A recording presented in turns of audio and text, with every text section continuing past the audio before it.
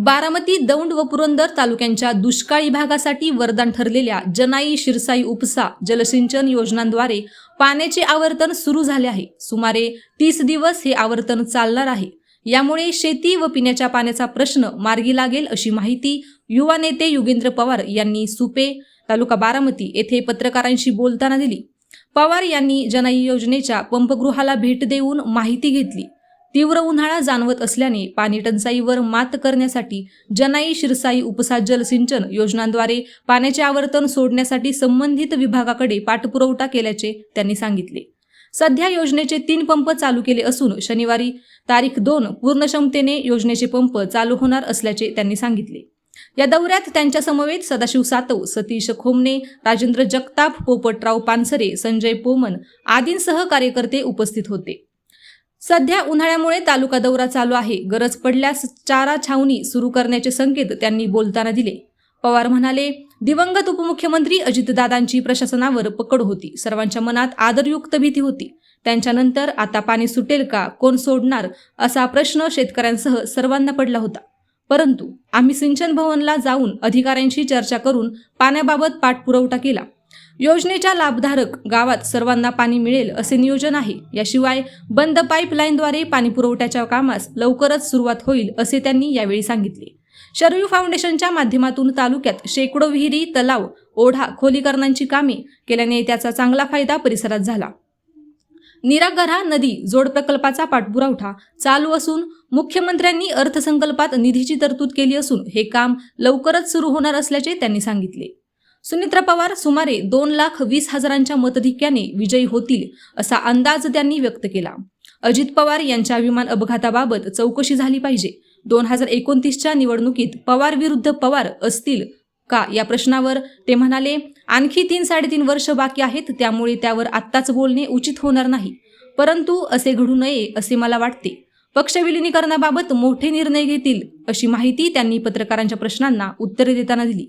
यावेळी कार्यकर्ते हनुमंत चांदगुडे, समाधान देशमुख, नितीन लडकत, महेश चांदगुडे, अतुल खैरे, महादेव भोंडवे, शुभम भोंडवे, अश्विन कुतवळ, अनिकेत कुतवळ, महेश कुतवळ, किशोर तावरे, स्वप्नील चांदगुडे, शेखर खंडागळे आदींसह कार्यकर्ते उपस्थित होते. आणि तिथं सिंचन भवनला गेल्यावर आम्हाला असं सांगण्यात आलं धुमाळ साहेबांकडून, ते तिथं चीफ इंजिनियर आहेत, की 22 तारखेला शिरसाईचं पाणी येईल. आणि त्यांनी त्यांचा शब्द पाळला. 22 तारखेला शिरसाईचं पाणी आपल्याला इथं शिरसुपडला आपल्याला भेटलं. जानाईचं पाणी 27 तारखेला येईल असं आपल्याला सांगण्यात आलं. पण वरवणचं लेवल न भरल्यामुळं ते 27चं 28, 29 तारीख झाली. 1-2 दिवस हे पुढे मागे होऊ शकतात, ते झालेत. तरी आता त्यांनी पाणी सोडलं. त्याबद्दल तिथल्याही सगळ्या अधिकाऱ्यांचे आम्ही सगळे आभार मानतो. आता आम्ही दौंडला गेलेलो. वरवंड तलाव जे आहे दौंड तालुका, तिथं आपण जानाईचं पंप हाऊस हे बघायला गेलेलो. आणि तिकडं हे सगळं बघून आमच्या सगळ्या सहकाऱ्यांना, कार्यकर्त्यांना खूप आनंद झाला. कारण सगळे पंप आज संध्याकाळी ते चालू करतील. आम्हाला त्यांनी सांगितलेलं 28ला चालू करतील, पण 3 पंप चालू केलेले. चांगल्या प्रेशरने तिथं पाणी आता येत आहे. आज संध्याकाळपर्यंत किंवा उद्या सकाळपर्यंत 6 पंप चालू होतील आणि त्याच्यामुळे जानाईचं सगळं पाणी फुल प्रेशरने आपल्या तालुक्याला मिळायला लागेल. हा एक खरं तर दुष्काळ दौरा आहे, पाणी टंचाई, चारा टंचाई दौरा आहे. हे योजना पवार साहेबांनी आणले. पूर्वीपासून साहेब असे दुष्काळ दौरे घेत आलेत.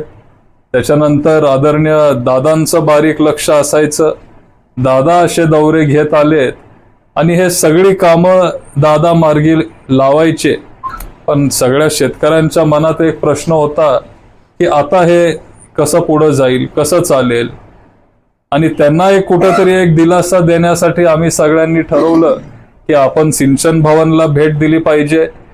आपण शिरसुफळला पण तेव्हा आपण जाऊन आलो, तिथल्या पंप हाऊसला. इथं आपण आता वरवणच्या पंप हाऊसला आपण तिथली सगळी परिस्थिती बघून आलो.